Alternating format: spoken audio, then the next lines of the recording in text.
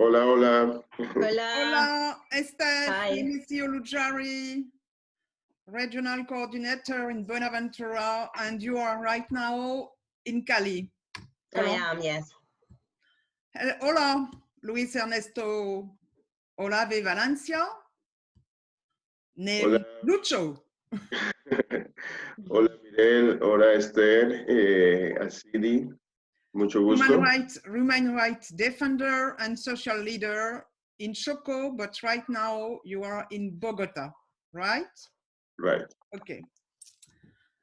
How are you, both of you? How are you? Esther first and Lucho in second. Well, thank you. I'm well. How is the I'm family? well. Yes, I'm well. Just, living the quarantine with my baby boy and my mother and trying to stay healthy and continue to work and juggle everything that is being a mom and a full-time home worker. Lucho? What the question? ¿Cómo How are estás? you and how is your family? Ok. Muy bien. ¿En español? Sí. Ok. Muy bien, pues en la cuarentena con mis 3 hijas, cuidándolas, cuidándonos y trabajando desde el confinamiento, buscando cómo desde acá ayudar a la gente en el Chocó que está pasando momentos difíciles. Just a quick question to Lucho. Maybe you need to translate, Esther. Mm-hmm. You have been living under protection for years because your life is threatened by militias. Recently, they announced that they would attack other members of your family if you did not stop your activity in defense of the rights of Afro-Colombian. What do you face right now? And as a national protection unit set up by the state, increase the level of protection? Pues la pregunta es que sabemos que has estado viviendo bajo medidas de protección por varios años porque tu vida está amenazada por grupos armados o milicias. Hace poco dijeron que iban a atacar otros miembros de tu familia si no paras tus actividades en defensa de los derechos del pueblo afrocolombiano que estás enfrentando en ese momento. Y si la Unidad Nacional de Protección del Estado ha podido aumentar el nivel de protección que tiene. Bueno, sí, gracias por la pregunta. Sí, actualmente prácticamente estoy desterrado de Chocó por los grupos armados. No puedo ir a mi tierra, a mi territorio, y mucho menos puedo llevar a mis hijas porque me amenazaron, dicen que si me ven con ellas las van a matar y que es mejor que no vuelva. Entonces, igual yo no he parado de hacer mi trabajo, mi actividad como defensor de derechos del pueblo afro y he tomado medidas de precaución internas porque no hemos podido lograr que la Unidad Nacional de Protección refuerce las medidas. Tengo una protección en Bogotá que funciona, pero cuando me desplazo a los territorios no funciona, voy prácticamente sin protección. Y la orden que tiene el Estado del gobierno colombiano es que me protejan a mí y a mi familia, y no lo han hecho. La orden se la dio la Comisión Interamericana de Derechos Humanos a través de unas medidas cautelares desde el año 2014. Y ha sido gradual y ha sido muy luchada pues para que me protejan. Y vuelvo y digo, o sea, hoy tengo protección, pero no tengo la protección integral que también se extienda a mi núcleo familiar, a mis hijas, y eso pues me preocupa mucho. Pues uno no puede ponerlas en riesgo y también me parece muy agresivo de estos grupos paramilitares especialmente, que quieran agredirlo a uno delante de su familia, delante de sus hijos, y que no entiendan que esto es una lucha social y que no tiene que transversalizar a las familias. Pero aquí en Colombia todo pasa, ya hemos visto que matan a líderes junto con toda su familia, con niños. En estos días mataron a un líder en el Cauca y lo mataron con su hija, con su nieta de 15 años. Entonces, estamos dispuestos a todo aquí en Colombia hoy por hoy. Okay. Esther, a question for you. As of April 13, there were 6,207 confirmed cases due to the coronavirus in Colombia. And 278 deaths. Are there information taken into account ethnic origin, among others, with regard to Afro-Colombian and indigenous people? Okay, so thank you. I think that's a really, really important question. And unfortunately, the answer, as far as I'm aware, is no. There isn't racially disaggregated data to show the impact of coronavirus in terms of infections and deaths in different ethnic groups. So we're unable to do the same kinds of analysis that are being done in the US, for example, or in the UK, which can show the patterns. Even the number of full cases that you describe doesn't necessarily convey the full extent to the virus and the pandemic in the country. So at the moment, the data shows that the vast majority of cases are in the big cities. So Bogota, Medellin, Cali, Valle del Cauca actually has the second largest number of cases in the country. But we don't have information about within those cities whether the people affected are people of African descent. Some early information from Cali, which was quite interesting, showed that the majority of cases were in the richer and, if I can say, whiter areas of Cali. And that kind of, I think that perpetuated the myth or this kind of idea that's going around that this coronavirus doesn't discriminate, we're all in this together, it affects everybody the same.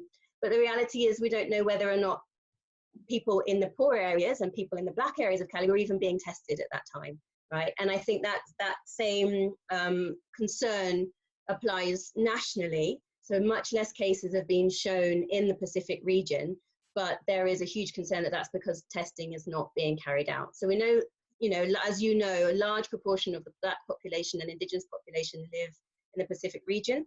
And we know that that region is far more vulnerable to the virus, and I'm sure we'll get into the reasons for that later in the conversation. But the initial concern is that the reason there was showing much less cases in those regions is because testing is not being carried out. There simply isn't the infrastructure to carry out the number of tests that need to be done, and those tests that are being carried out then have to be sent to the capital city to be analyzed. So tests are being taken and people are having to wait several days or weeks to even know whether or not they have the virus. Okay, thank you. Maybe to Lucho, has the Ministry of Public Health implemented the same means through the country to identify infected people, those admitted to hospital, and those who have died? You answer partly, but more generally, could you answer, Lucho? La pregunta es si el Ministerio de Salud ha implementado las mismas medidas en todo el país para identificar a las personas afectadas por el virus y los que son hospitalizados y los que han fallecido en marco de la pandemia. Bueno, nosotros hemos detectado que las medidas se están haciendo cada vez, o las pruebas se están haciendo cada vez menos y con eso pretenden pues bajar la curva al decir que hay menos infectados. Lo que pasa en Colombia es que se están haciendo menos pruebas y sobre todo en las regiones donde está la población afro, por ejemplo, pues toda la parte del Pacífico, incluido Buenaventura, Chocó. Específicamente en el Chocó solamente se han hecho pruebas en Quibdó, que es la capital, y tenemos 32 municipios. Y cada vez que han aparecido más casos, pues solamente le hacen seguimiento al caso local, pero no se puede ampliar un poco el radio para poder hacer las pruebas al resto de personas. Tenemos, por ejemplo, que la pandemia, el COVID-19 comenzó en Quito específicamente a detectarse en el hospital a través de enfermeras que se contagiaron, pero no se sabe por quiénes se contagiaron. Y aparecieron 7 enfermeras contagiadas de COVID-19 en el mismo hospital, de tal forma que tocó cerrar el hospital porque no hay elementos de bioseguridad para que puedan atender este tipo de emergencias. Entonces no hay un control específico. De pronto en las ciudades más grandes, a través de algunos alcaldes que se han preocupado, pero en las ciudades pequeñas o en los departamentos pequeños, incluso se ha generado corrupción en torno a todo lo que ha sido atender el COVID y se han desviado los recursos y no se están haciendo las pruebas. Thank you. Gracias. What are the consequences of the lockdown for people of African descent, Afro-Colombian particularly? Esther and Lucho. Lucho, go on. Lucho. Ok. Las consecuencias en la población. Bueno, nosotros... La cuarentena. La cuarentena afro-colombiano. Afrocolombiana, correcto. La población afrocolombiana está totalmente expuesta y abandonada. Nosotros no tenemos, por el racismo estructural y el mismo racismo institucional, que algunas veces hemos discutido o hemos ampliado el concepto con la compañera Esther, frente a lo que es el racismo institucional. En el Pacífico y en los territorios afrocolombianos, no solamente Pacífico, sino también incluso en algunas partes del Caribe, no hay centros de salud, no hay hospitales, no hay médicos. Tenemos unas consecuencias gravísimas, por ejemplo, en Chocó, que es un pueblo, un departamento afrocolombiano, donde hace casi un año no se le paga a los pocos médicos que hay.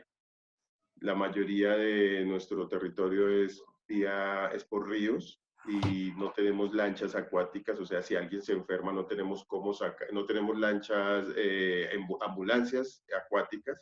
Si alguien se enferma no tenemos cómo sacarlo del territorio y poder determinar si esta persona tiene o no tiene COVID. Tenemos muchas comunidades que han manifestado que hay síntomas, pero no les han hecho las pruebas.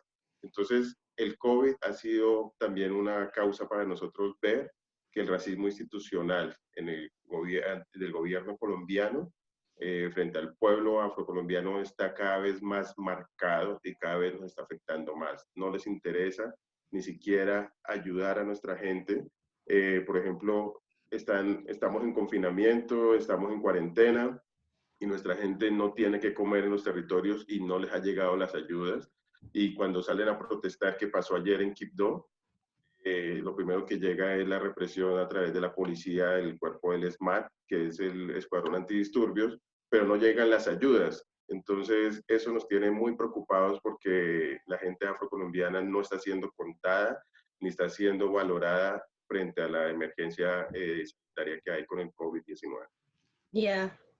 The pandemic, and I think the lockdown responses of the pandemic really expose the weaknesses of the system that we have in place, the economic system that we have in place. So, you know, Lucho was just talking about the lack of access to healthcare, the lack of access to hospitals. That is a direct result of the neoliberal policies to privatize healthcare. Healthcare is no longer a right, it becomes a commodity. And those who have economic capital can access healthcare, and those that don't have economic capital aren't able to access healthcare. But in terms of also the actual impact then of the lockdowns, Afro-descendant communities, as they are all around the world, are even more vulnerable because, as Lucho was saying, many people do not have job security before this pandemic happened. So people don't have the luxury of being able to work from home, which is the advice that's being given by the World Health Organization. It's the advice that's been given by governments all over the world, work from home. But many people don't have internet in home, don't actually have the kinds of jobs that you can do from home. So people are being told to stay at home without any guarantee of their economic stability. Large numbers of people in Buenaventura, for example, and in all over the Pacific, survive on a day-to-day basis through informal work. So people earn money on a day-to-day basis. So the moment the lockdowns were put in place, they were unable to have a regular income. The lockdowns have been in place in Colombia since the 20th of March, if I remember correctly. So I think, you know, the government took very early steps compared with a lot of governments in Europe. At the time, there were only a few cases that were actually registered when the lockdowns were put in place. And I think on the whole, the society has responded to the idea of social distancing as best they can. But the reality is, for many, many people, it's absolutely impossible. And people are having to make this really difficult and scary decision or choice between staying at home and not having an income and not having money and food to feed their families, or going out into the streets and risking their health. And as Luis just mentioned, also risking then repression from the state. So it's not the idea of social distancing for many people, and particularly Afro-Descent and Indigenous communities living already in situations of poverty, is completely unrealistic. The other thing that in the context of the lockdowns and in the context of prevention is this advice to wash your hands frequently. So everyone's being told we must wash our hands frequently, and that's of course common sense to deal with any virus. But the government has failed on its human rights obligation to provide water for much of the population. So in Buenaventura, most homes do not receive water, running water. And I'm talking about the city of Buenaventura, with a population of over 400,000 people, don't receive water on a daily basis in their homes. Many people go 3 or 4 days without receiving water. So this idea of having to wash our hands every day, which of course everybody would like to be doing, isn't being met with guarantees from the state. And again, this is in the context of the privatization of water. So, and again, it's in the context of neoliberal policies. Okay.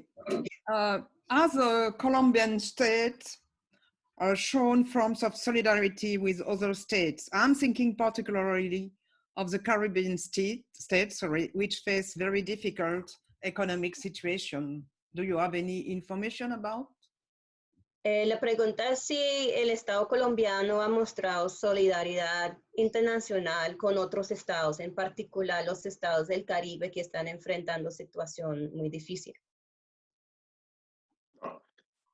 No, el Estado colombiano ha estado alineado a la política de Estados Unidos, lógicamente colonialista, y ha sido como que sigue son esos lineamientos.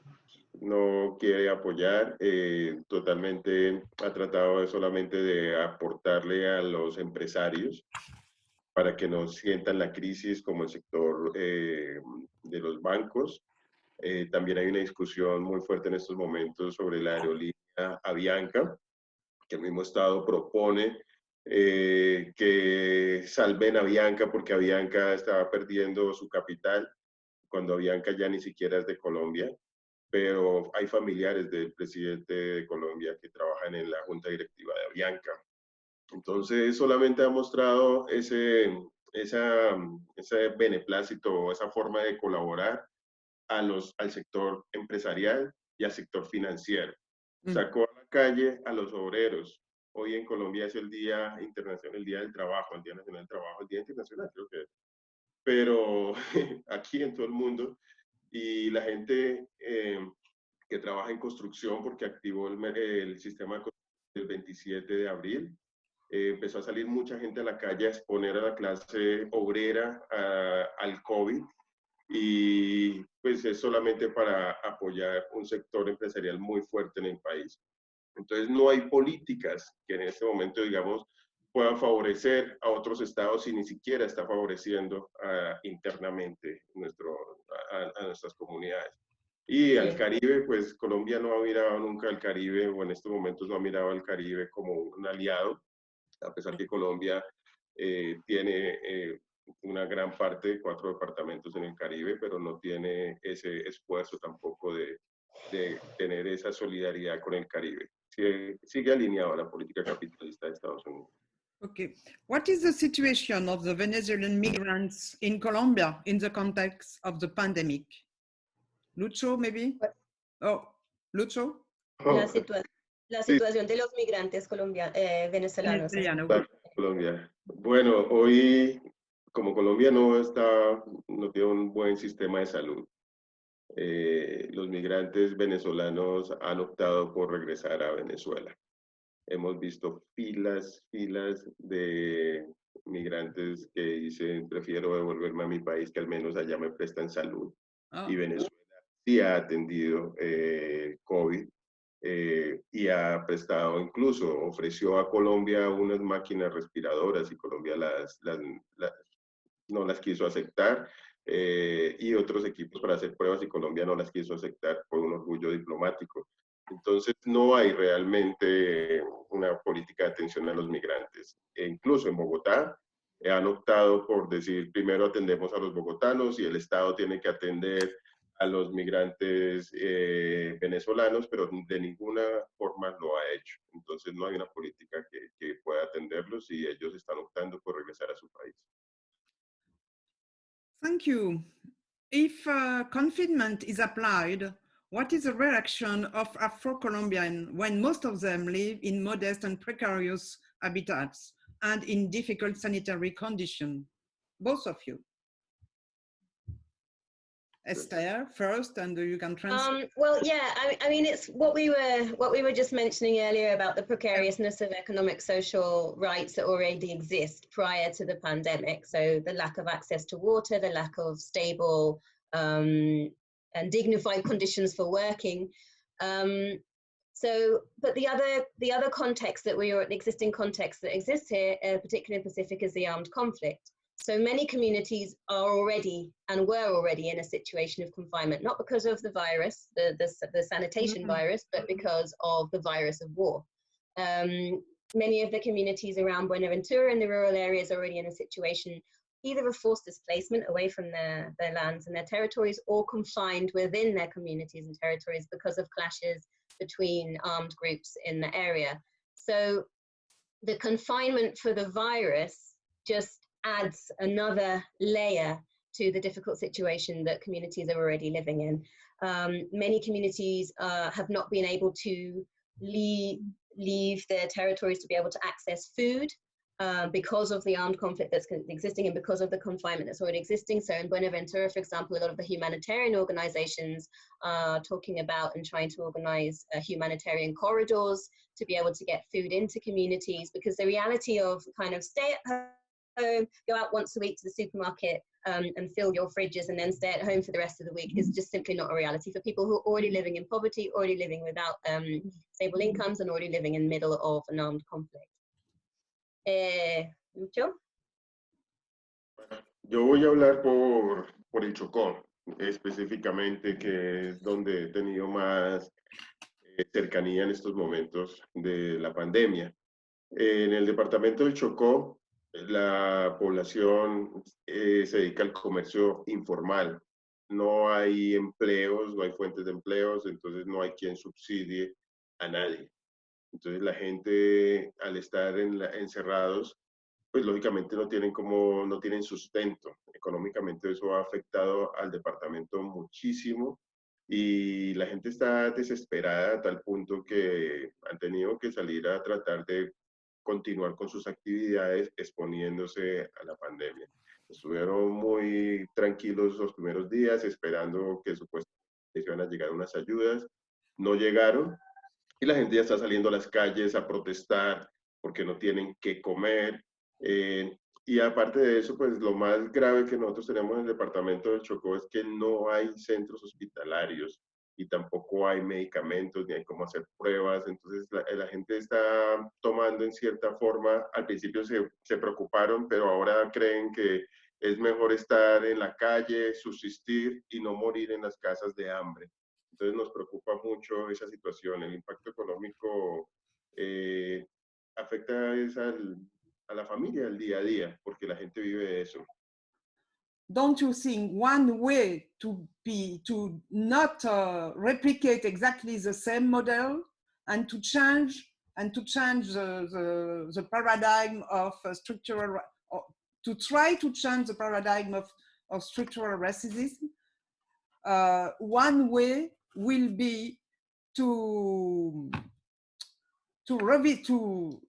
accept, to give back la tierra, the land to Afro-Colombian as well as to indigenous people. Sí, como los pueblos están demandando es cambio después de la pandemia y qué va a pasar después, y para abordar los temas de discriminación y racismo estructural, ¿no sería que una medida importante es volver a mirar y garantizar el derecho a la tierra de los pueblos? Totalmente. país de pronto no con la visión capitalista que tiene Colombia y neoliberal, porque nosotros tuvimos una discusión hace 15 días, como estamos en un estado de emergencia, eso le permite constitucionalmente al gobierno generar decretos de emergencia para proteger a la comunidad en general o a la población en general. Y pretendieron sacar un decreto para hacer las consultas previas a los pueblos afro y a los pueblos indígenas de manera virtual.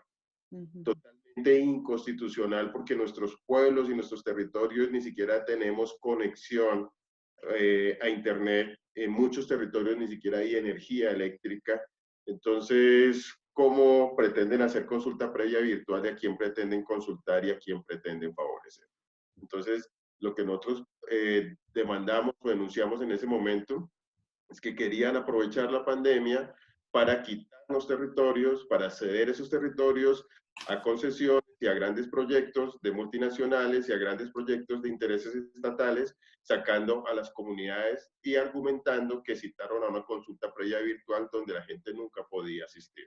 Entonces no hay voluntad del gobierno colombiano para mostrar una redistribución objetiva para fortalecer a los territorios afros e indígenas. Lo que quiere es, a través de la pandemia, buscar la forma de cómo quitarnos esos territorios. Y adicional a eso, en estos momentos de la pandemia, también se están haciendo fumigaciones con glifosato en nuestros territorios cuando la gente está encerrada y la gente no sabe supuestamente qué está pasando, pero están haciendo fumigaciones con glifosato.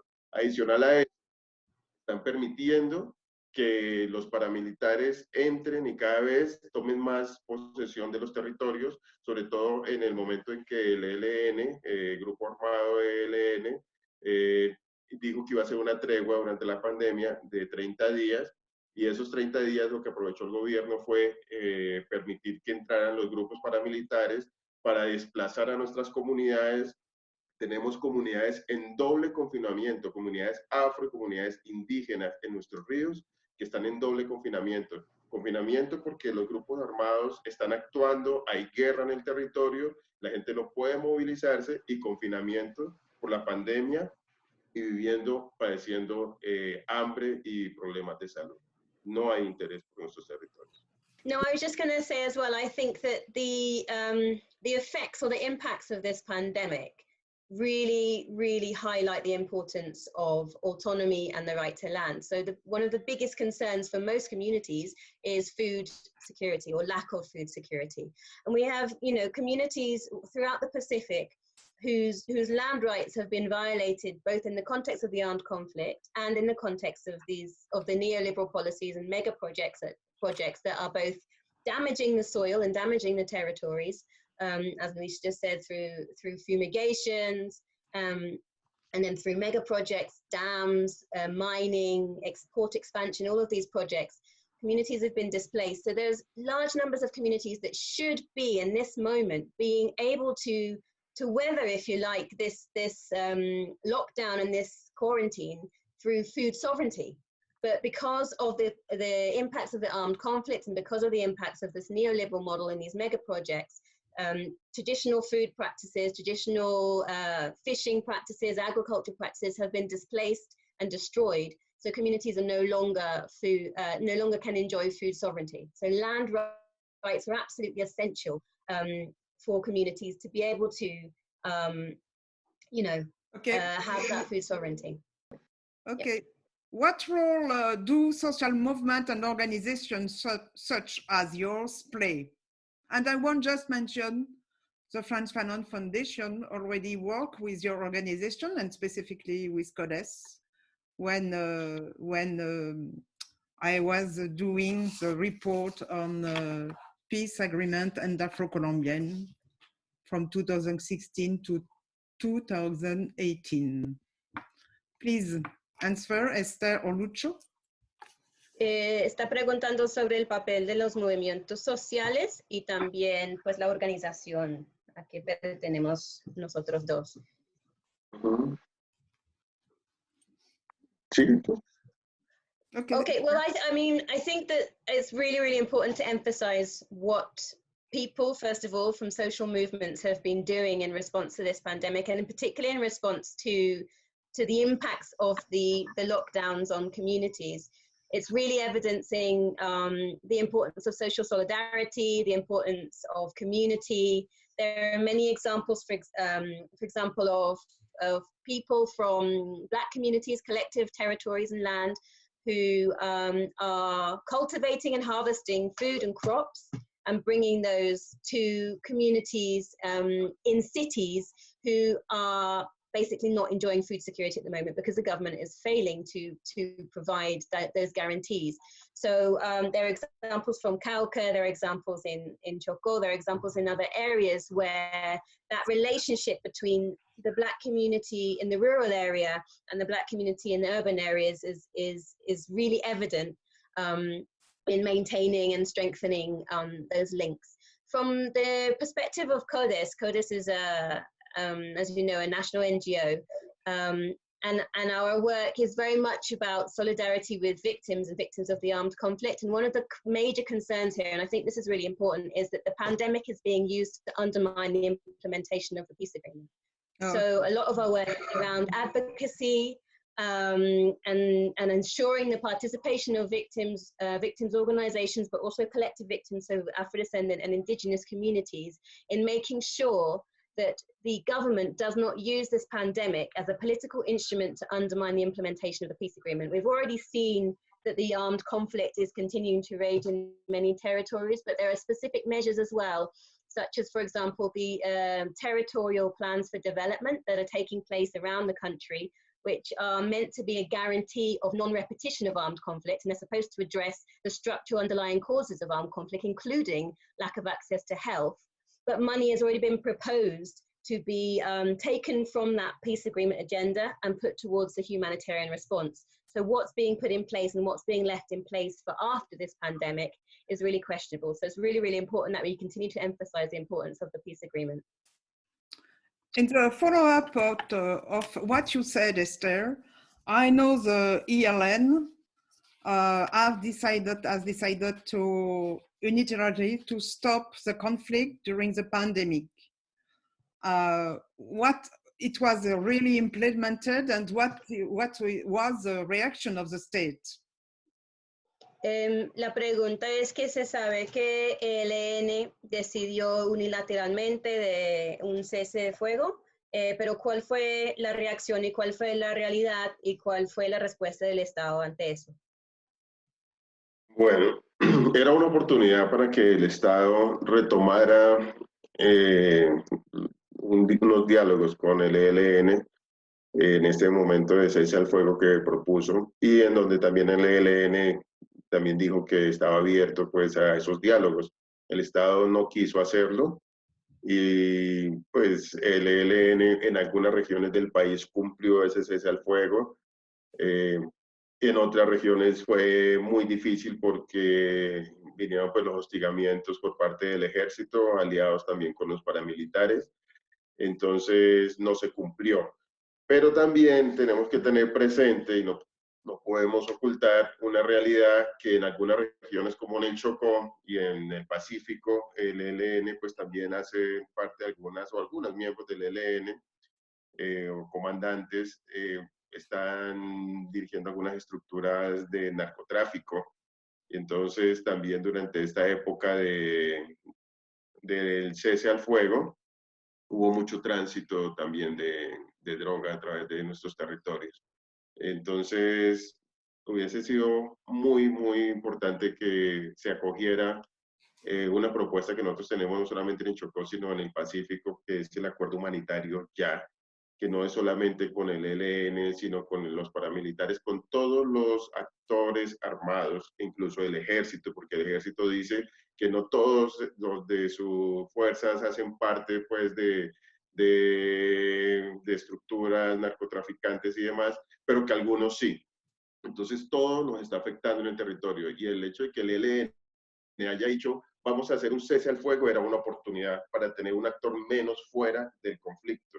Pero el gobierno colombiano no le interesó, no quiso, y hoy pues nuevamente están las hostilidades en el territorio, específicamente en nuestros territorios afro y también los territorios indígenas, y hago énfasis en el Chocó, donde el ELN tiene una incidencia muy, muy fuerte. Incluso yo he tenido que denunciar varias veces algunas actuaciones del ELN que no hacen parte de su estructura nacional y donde el ELN también me ha amenazado a mí. O sea, me han amenazado tanto los paramilitares por un lado y en otro lado el ELN por hacer denuncias, porque lo que nosotros defendemos son nuestros territorios y sin importar quién sea el que esté actuando en contra de nuestros derechos, pues tenemos que defenderlos. Entonces, pues se perdió una oportunidad muy valiosa para hacer un acuerdo humanitario con el ELN que lo necesitamos. Okay, thank you. The situation of Afro-Colombian is socially, economically, culturally, and ecologically deleterious. The primary cause is the structural and systemic racism, which places them in a situation of non-being. Do you think this health crisis could be an opportunity for the whole Colombian society to realize that there are inequalities based on epistemological lies and that Afro-Colombian lives matter as much as that another Colombian? Esther or Lucho? I will translate that question. La situación del pueblo afrocolombiano es socialmente, económicamente, culturalmente y ecológicamente deteriorado, creo que dice. La causa principal es el racismo estructural y sistémico que nos pone o los pone en una situación de no seres. Puede ser que esta crisis de salud haga que el resto de la sociedad colombiana se dé cuenta de que las inequidades son basadas en las mentiras epistemológicas y que las vidas del pueblo afrocolombiano sí importan, tanto como las vidas del resto de la población. Total. Yo desde que empezó la pandemia me he dedicado a eso. Me he dedicado a dar a conocer la situación real de nuestros territorios, la situación de abandono estatal, de abandono institucional, de racismo estructural, y mucha gente se ha sensibilizado desde el interior del país diciendo, no sabíamos que esto pasaba en los territorios, no sabíamos que estaba en esa situación, ¿cómo es que allá llevan un año sin pagarle a los médicos? ¿Cómo es que no tienen un hospital? ¿Cómo es que la gente está sorprendida de lo que está pasando en nuestros territorios? La gente no tenía la estructura de qué es la otra Colombia en la que nosotros vivimos y en qué condiciones vivimos. Cuando empezamos a hablar de la misma consulta previa, no entendían cómo van a hacer consulta previa si allá no hay energía. ¿Cómo no hay energía? Que tienen que lavarse las manos todos los días, tantas veces al día. No hay agua potable. ¿Cómo no hay agua potable? La gente no entendía eso. Hoy con la pandemia hemos podido denunciar todos los días, estamos haciendo denuncias de las situaciones como están nuestros territorios y mucha gente se ha sensibilizado y mucha gente ha empezado a mirar al territorio, específicamente hablando del Pacífico, los territorios afrocolombianos. Incluso no solamente a nivel nacional, sino a nivel internacional. Hemos tenido muchas personas que se han interesado y han preguntado qué pueden hacer. Yo me he declarado casi que un embajador del Chocó y mucha gente me contacta a diario, ¿qué podemos hacer por el Chocó? ¿Cómo podemos ayudar? ¿Cómo podemos hacer que las cosas lleguen allá a esas comunidades donde pues, la gente sabe que nosotros nos desplazamos la mayor parte de nuestros territorios a través de los ríos y que es muy difícil llevarles ayudas a estas personas y dice qué hay que hacer, cómo podemos colaborar? Entonces sí nos ha permitido generar una voz social, una reflexión, pero estatalmente nada, porque el Estado nos sigue mirando como aparte, no quiere ayudar, no quiere aportar, pero hay un peso social que poco a poco vamos a seguir haciendo incidencia para que seamos escuchados. If I could just compliment compliment. I think it's really important to emphasize as well that these denouncing that the community is doing is nothing new. So no one's actually saying anything new when we say that there's no access to health, there's no access to employment, there's no access to water. These isn't new information that's being put out, but what is happening is that the pandemic is is revealing the cracks and really showing the level of inequality. But it's not like that wasn't already known, because if you look at the impact of the armed conflict, has been stronger in communities on the Pacific coast, for example, and that it has everything to do with those structural underlying causes that Luis is talking about. So this is an opportunity to create more awareness among civil society, but I think in terms of government response, we really need a strong advocacy strategy, because this isn't new information for the government and those that are taking decisions around how to address these underlying factors. And maybe we need to introduce a rupture on a colonial level, on the decolonial way. Absolutely. From your point of view, is the management of non-being face of this pandemic the specific expression of white, capitalist, and liberal coloniality?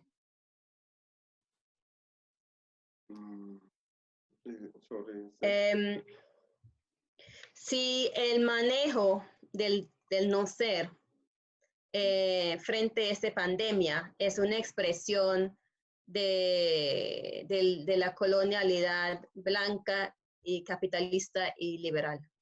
Sí, gracias. Absolutely. Absolutely. I think that we can't understand or analyze the impact of the pandemic on people of African descent without evidencing that it's directly linked to the neoliberal capitalist order. Many of the structural factors that we have discussed today are absolutely to do with the privatization of services that should be human rights. So the privatization of health, the privatization of water, the confiscation of land in the name of, these mega projects and these neoliberal projects is absolutely the impact of the virus, both in terms of health and in terms of the lockdown as well, are absolutely a result of this neoliberal colonial or coloniality paradigm of capitalism, which places private interest in and above always the bodies and the lives and the safety of in this case, people of African descent, but of all oppressed peoples. So the response has to be an analysis that is decolonial, it has to be an analysis that is structural, and it has to look for a long-term structural change to address what has been evidenced in this pandemic. Yes, a rupture with the paradigm of domination. Okay, yo quiero dar un ejemplo que pasa en Buenaventura, específicamente en el puerto de Buenaventura. Sí. Es el puerto más importante que tiene Colombia, y de este puerto pues salen todas las mercancías y llegan al resto del país. Y hemos tenido una situación muy grave porque el puerto, yo propuse que debían cerrar el puerto, porque al puerto están llegando barcos de todos los países, no se está haciendo control frente a la pandemia, pero los que están atendiendo, recibiendo las mercancías son las personas de Buenaventura, que es población afrocolombiana y que están expuestos a la pandemia, y no les dan ningún material de bioseguridad. O sea, solo es fortalecer el capitalismo, solo es fortalecer la economía, no parar el puerto, no parar el comercio, pero desde Buenaventura también salen los alimentos para gran parte del Pacífico colombiano, donde hay población afrocolombiana, como en el caso del Chocó. Tenemos 5 municipios sobre el Pacífico que se abastecen desde Buenaventura, y desde ahí no dejan que se lleve alimentos, no dejan que se lleve las ayudas a las personas que están en estos municipios, pero sí permiten que lleguen todas las mercancías para continuar fortaleciendo las políticas capitalistas. Entonces, lo que vemos es realmente una estructura que no pierde y que los que estamos más pobres, tienen que estar más pobres o abajo y sufriendo, y aparte de eso, colonizados y sirviendo, exponiendo sus vidas por un plato de comida. Es una desigualdad muy grande la que se está viviendo y se está evidenciando en esta pandemia, y estamos demostrando realmente cómo hay una estructura capitalista neoliberal, racista en Colombia, y cómo nuestros pueblos y nuestras comunidades están abandonadas y cómo nuestros pueblos y nuestras comunidades están expuestas a todo. What it is, if I may, what it is interesting from a decolonial point of view, it is not a right-on question. It is to see how Occidental countries, and I include also Colombia are dealing with Black body, because Black people are the most affected in US, and there is a statistic for that, but also in France and in also other Occidental countries. And they are also victims of repression and police violence. And if we want exactly how a capitalist system is working, we have to take into account how this system is not dealing, but is doing with Black bodies. And we understand exactly the roots of the capitalist system. It's just a comment, but I would like have your input, both of you, on this reflection. Sorry, my connection cut out on the last piece of the question. I was just writing it down. Oh, okay. My concern is if we look at the way Occidental countries are taking into account Black bodies in context of pandemic or in context of repression of police violence, the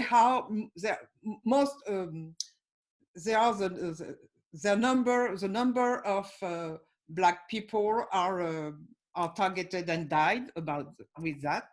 And if we want exactly understand how a capitalist, liberal, racist system is working, we have to look how this system is taking it into account the bodies of the condemned people. What do you think there is some link or not? El comentario es que desde una perspectiva de colonial, la reacción de los países occidentales, y aquí incluimos también a Colombia, en el trato de los cuerpos de la gente negra, que sabemos que son los más afectados tanto por la pandemia como, por ejemplo, la represión estatal y de la policía. Si queremos entender cómo funciona el capitalismo liberal, el sistema capitalista liberal y racista, tenemos que mirar cómo es ese trato a los cuerpos de los condenados, de la gente negra en este caso. Cuando hablas de los cuerpos, ¿es las personas que han fallecido o la gente? No, los cuerpos de las personas, o sea, la gente negra, de los condenados. Sí. Bueno, es bastante complejo porque hay una situación, por ejemplo, en Bogotá. A mí me gusta hablar mucho con ejemplos. En Bogotá estábamos solicitando ayudas para las personas afrocolombianas, las personas negras que están en las periferias, en los barrios más pobres. Y la respuesta de una alcaldía que ha mostrado ser muy efectiva en atender la situación de frente al pueblo negro no lo ha hecho. Llevamos un mes solicitando ayudas para 3.000 familias que están en extrema pobreza, que no tienen nada que comer, donde nosotros hemos logrado entre varios líderes hacer colectas y llevarles algo de comer cada día, lo que se puede, pero no hemos logrado que el Estado, en este momento a través de la alcaldía, se generen ayudas para estas personas. Sin embargo, sí están ayudando a los demás. Entonces, ayer tuvimos un caso donde sí, hay tantas ayudas en tal sitio de Bogotá y cuando vamos a ver, no le llegó ni una de esas ayudas al pueblo negro en Bogotá, que también hay muchos afros.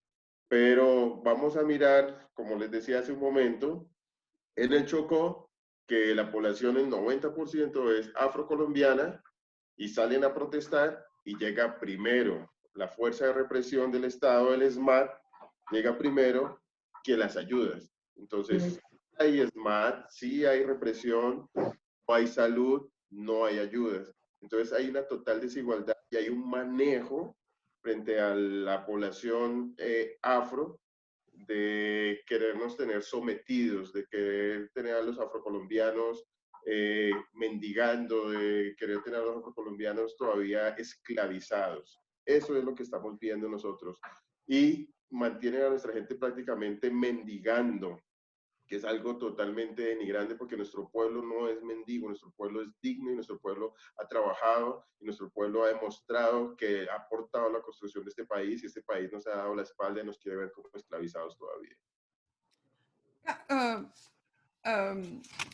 As you know, we are in the 5th years of the decade for people of African descent, decided by the UN in 2015, and nothing was really done.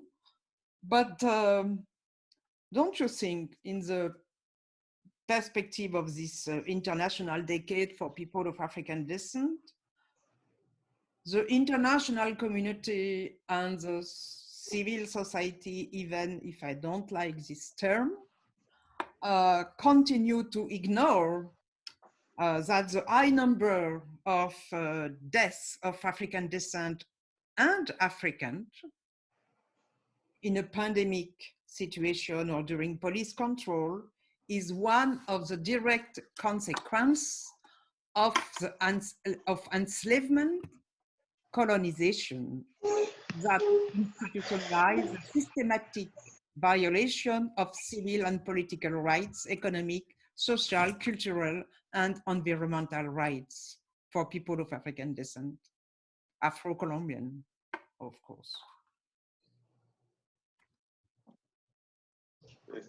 ¿Contesto yo? Sí. Estaba buscando la pregunta para traducirla. Do you want to answer, Esther? Or Lucho? No, Lucho. Sí, pero es que no entendí como el contexto general de o sea, no entendí la pregunta de fondo. Mirel, can you repeat the question? I Yes. was trying to find it to read it on the list and I couldn't find it. Just what we said about the comment I did just before.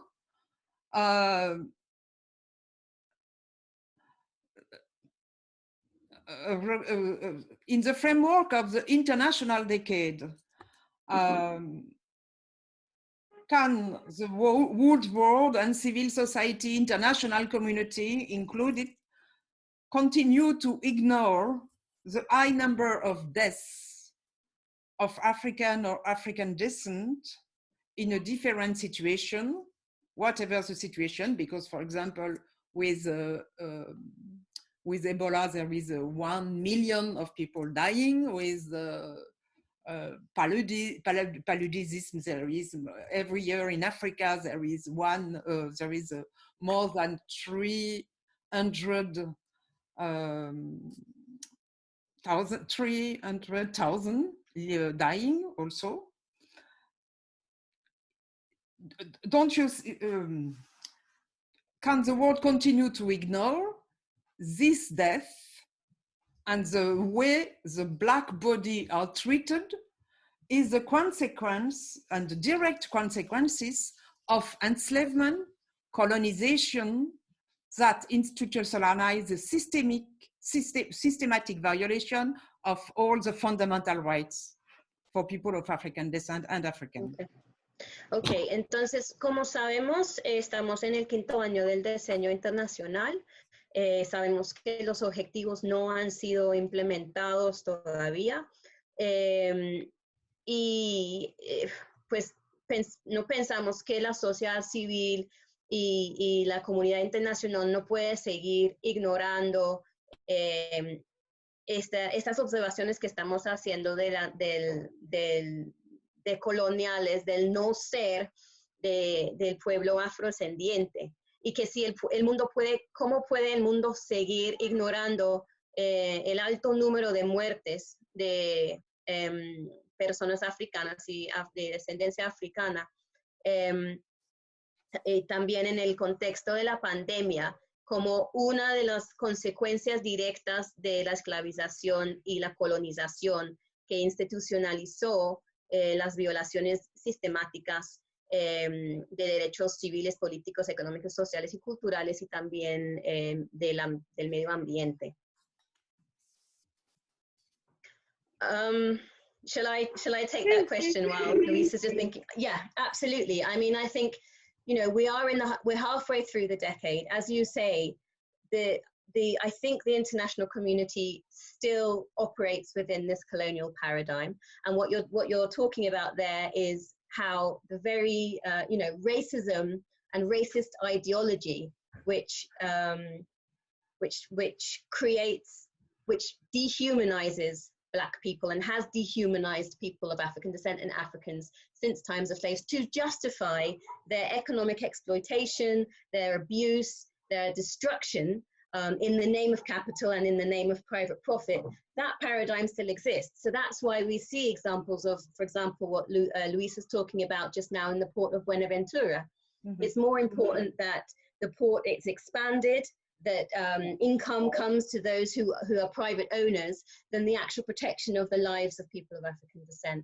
So when the community of Buenaventura protests against the port a couple of years ago in the civic strikes, merely asking for basic economic, social, and cultural rights, rights to health, rights to water, rights to education, they are met with state repression. The armed police are sent in to crush any kind of dissent. And that, as you say, is a direct legacy and a continuance, not even a legacy, a continuance of the colonial paradigm that says that literally Black lives and Black bodies don't matter.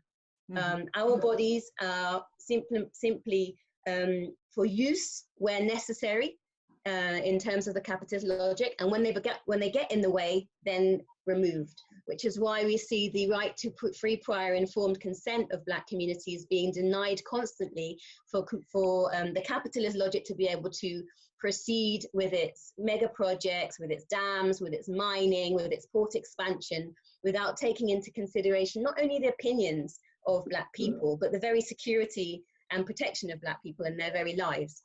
So I think until those working on the UN decade can accept that that is the paradigm within which we're working, and that's what we have to work to change, we won't advance with the implementation of the objectives of the decade. Okay, as we have only 6 minutes, I think I will jump to the last question on reparation. Do you think, from your point of view, the process of a political reparation for these crimes against humanity and of genocide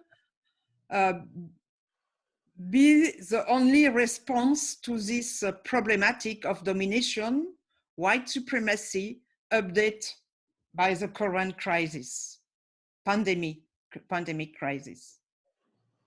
The only response?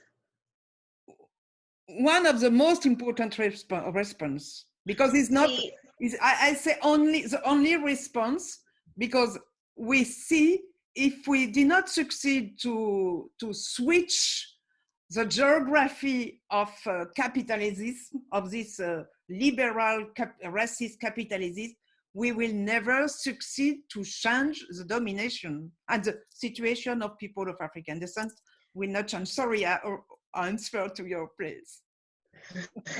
Sí, el proceso de una reparación política o político, un proceso político de reparación para los crímenes contra de lesa humanidad y las violaciones en el marco de la pandemia es una respuesta que necesitamos ante la crisis actual. Sí, bueno, yo he sido uno de los que ha venido pues también abanderando ese concepto de las reparaciones históricas en Colombia y ha sido muy triste porque aquí casi no se comprende lo que es la reparación, pero si lo miramos en el marco de la pandemia, se demostró, como lo hablamos anteriormente, toda la exclusión que hay hacia nuestros territorios y todo el daño que ha hecho esa exclusión a nuestros pueblos y que hoy lo que va a pasar, porque aunque el resto del país termine la cuarentena, apenas esto está empezando en nuestros territorios. No sabemos hasta dónde pueda llegar y es responsabilidad del Estado por todo el abandono estatal, institucional y por todo el racismo estructural a lo largo de la historia de nuestros pueblos. Entonces sí hay que trabajar en esa política de reparación, sí hay que exigirle al Estado colombiano y ojalá con el respaldo de la comunidad internacional una política de reparación por el daño que estamos sufriendo los pueblos afrocolombianos actualmente durante la pandemia por no haber sido atendidos desde hace tiempo, por no tener hospitales, por no tener carreteras, por no tener un sistema de salud integral y estructurado de tal forma que se lea y se entienda desde nuestro territorio. Entonces hay una exclusión total y el Estado colombiano tiene que reparar esto y no solamente para lo que viene pasando en la pandemia. Lo que pasa en esta pandemia es la demostración de muchos años, pero lo que viene después de también, no estamos preparados. No estamos pidiendo que se cumplan también lo que se ha hablado en los planes de desarrollo de Colombia desde que se creó la Ley 70 y no ha sido posible ni siquiera ejecutar esa misma Ley 70 en beneficio de nuestros pueblos, que ustedes saben que la Ley 70 es la ley de comunidades negras y que en algunas partes lo muestran como un ejemplo. Colombia dice, no, tenemos la Ley 70, pero la aplicación no se ha dado. Entonces, ese es un punto también para iniciar esa reparación. Empezar a aplicar los recursos de esa Ley 70 que exige la Ley 70 y los recursos que quedan en los planes de desarrollo que siempre están en el papel. Entonces, sí hay forma de hacerlo, pero no hay voluntad política y necesitamos que desde la comunidad internacional se nos ayude para generar esa política de reparación. What we need, in fact, it's a political process of reparation just to begin to think the day after the pandemic. I think that this pandemic, because of all of the inequalities and structural factors that it's revealing or reconfirming, will be a moment of reinvigorating the reparations movement. And I think that the reparations movement in Colombia, those that are working on historic reparations, have a lot to contribute to the global reparations movement, because reparations in Colombia is about collective approaches to reparations. It's about transformative change. It's about autonomy and self-determination of peoples to ensure guarantees of non-repetition. So the reparations movement here really does understand that reparations has to be about addressing a historic crime, but how that historic crime has continued into modernity. We have to conclude because the time is almost over. Thank you to all of you, Lucho and Esther, and Ife, because he was so silent, so quiet. And Asdin also, to all of you, thank you very much for the Frantz Fanon Foundation, and it will be recorded very soon. And if you have any Facebook or whatever, we send Okay. you the link. We will send you the link. Put on your Facebook, on your Twitter, whatever the media social media you have, and resistance. Yeah. Great. Thank you so much, Mireille. Muchas gracias. Thank you so Bye much. bye. Bye. Bye-bye. Thank you so much.